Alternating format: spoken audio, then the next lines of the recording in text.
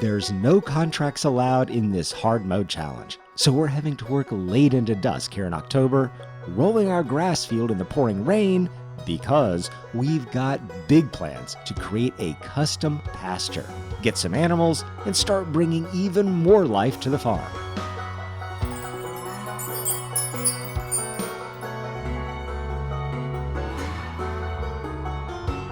In the last episode, we joined all 3 fields into one large field, and then worked that new field to bring it to top fertilization and yield bonus. We're going to get some animals, but we can't do that with just $8,000 in the account.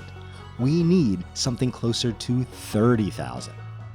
Now that we've moved into November, let's take a quick survey of the hill where we're going to make our pasture. This hill is perfect for goats, and goat milk sells for a good bit of money, so hillside goats it is. I've been debating on how many of the perimeter trees and shrubs I should leave. Anything that's sizable isn't even on my property. It's just over the boundary. And the rest, I've decided to leave just to keep a nice, naturalized look. We'll pass the day over to December and do a quick check on things. We really need to get into January to sell our silage, but it's always good to keep an eye on things. Well, that windrower we can definitely use. But right now, we're in savings mode for those goats. There's a chance we can get the goats right after selling the silage, so we won't put that at risk. But look here, our lodgepole pines have gone to their second growth stage. Just look, 23 meters. Yes, that's what we want to see, and they'll even get 1 stage bigger. They're going to do so much for the farm. In fact, I'm not going to wait. I've got to cut one of these guys down right now just to see how much we can get for a mid-sized one. Plus, we can always use the money. We might even have to have it to afford the goats. So let's get this loaded and see what it's worth.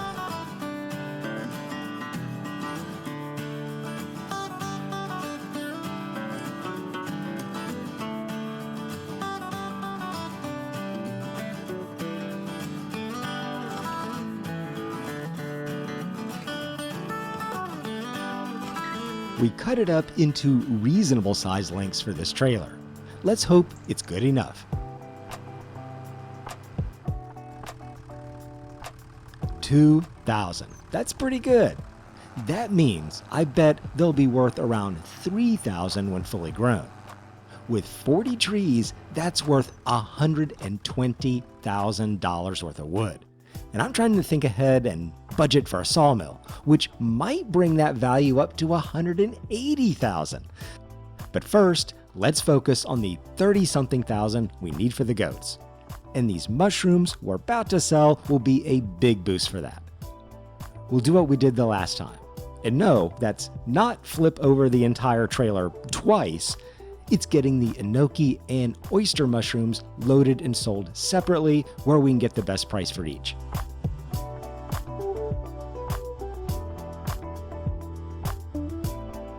Okay, that's 10 pallets of enoki. Will roll forward into January where they'll be at their best price. It's January morning. Another pallet of mushrooms spawned, but it's oyster that took up the trigger space. We'll just get that shifted out of the way so the enoki can spawn. Good. We'll get that loaded. The mushroom prices have topped out, so let's get to the sell point, which for enoki is the farmer's market kiosk in the lower left part of the map. We'll back in like before. Over 6,000. Let's get back, get the oyster mushrooms loaded, and sell those at what will probably be at Willie's restaurant, the converted steamboat down on the river.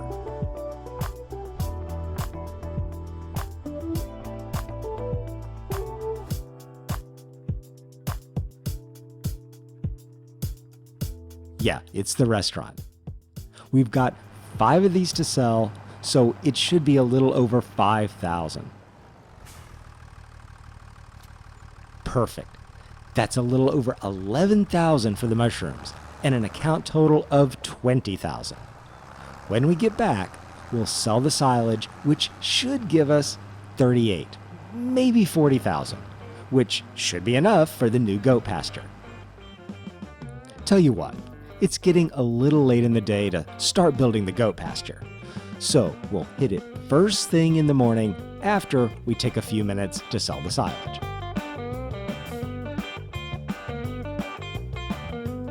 Okay, today is goat day. Let's get all this silage loaded and sold and take a look at the final total in the account.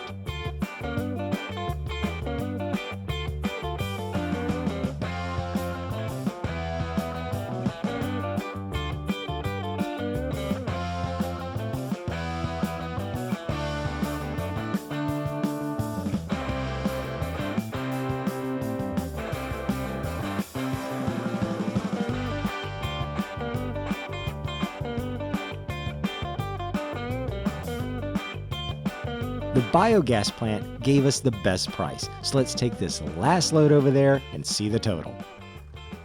All right, $37,500. That should be enough. It'll at least be enough for the pasture, but maybe we can buy the goats too for that amount of money. So with the pasture, it's a tricky spot. The land has some slope on it, and I think I can place it down without doing anything too terrible with the land.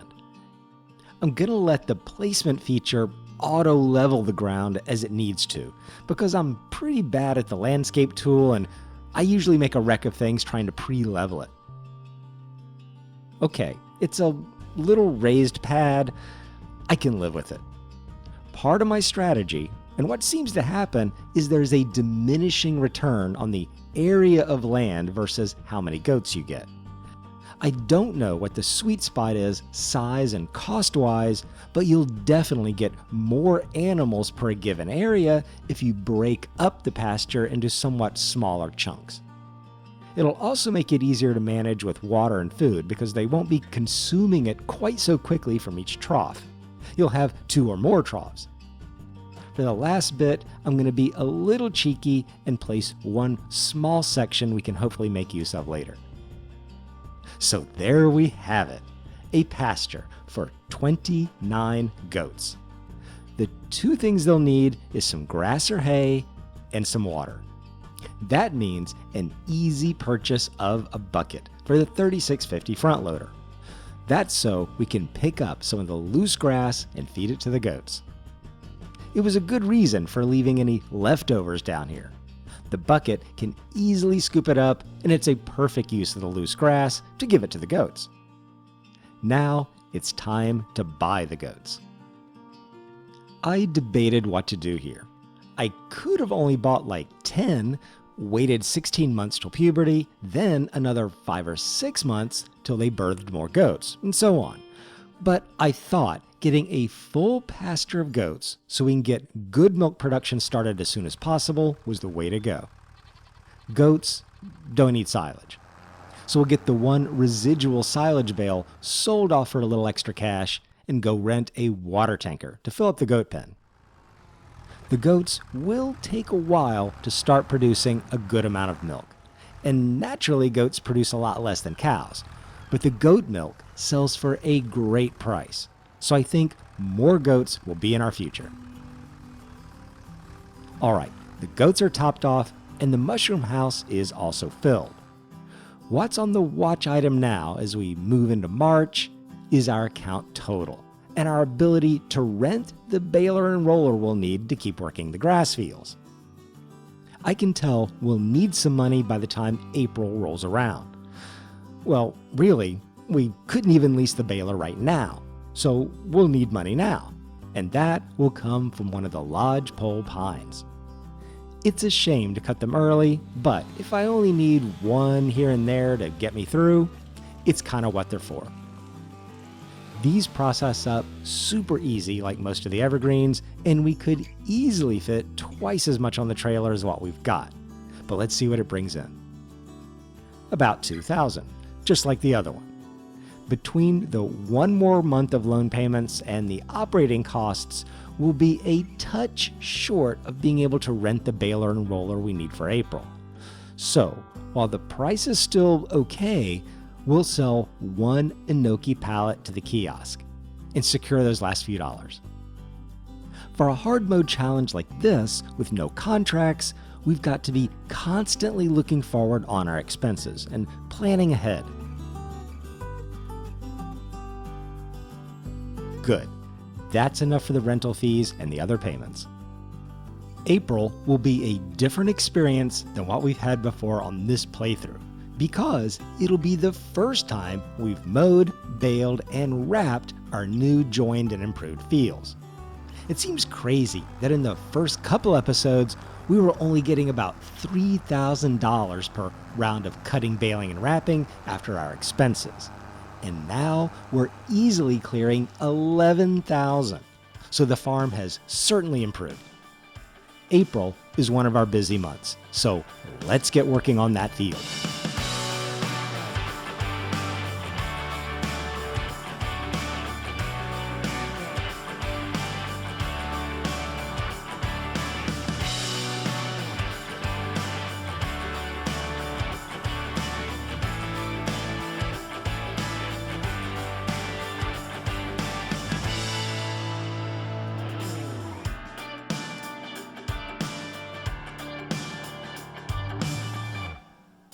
Okay, including all the scraps we could get off what's left on the hill and what's down between the lodgepole pines, we've got a healthy 22 bales.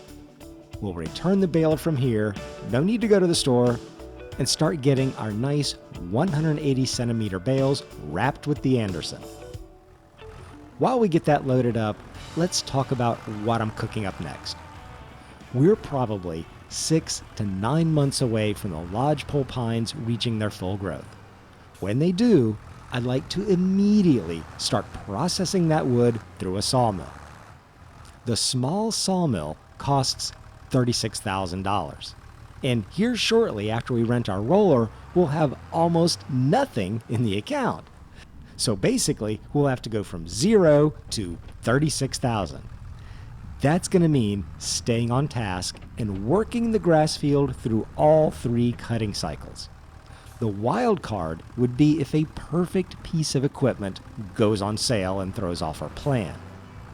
We could not afford to pass up on a great baler or roller, but buying anything would mean not affording the sawmill. So we'll just have to see what luck brings us. Okay. The wrapping is done. Let's let the Anderson self-propel itself away, then take one of the small bales we always create because we forget to change the bale size, over to the side of the goat pen for later. The goats are just little, so they won't be producing us much milk for a while, but it was another investment into the future of the farm that I'm sure will pay off. Our grass fields are joined and improved for maximum yield, for a nice, steady source of income, and it won't be long before the lodgepole pines are ready to cut for wood. So we need that sawmill. Subscribe and ring the bell so you don't miss anything, because the farm is growing with every episode. See you in the next one.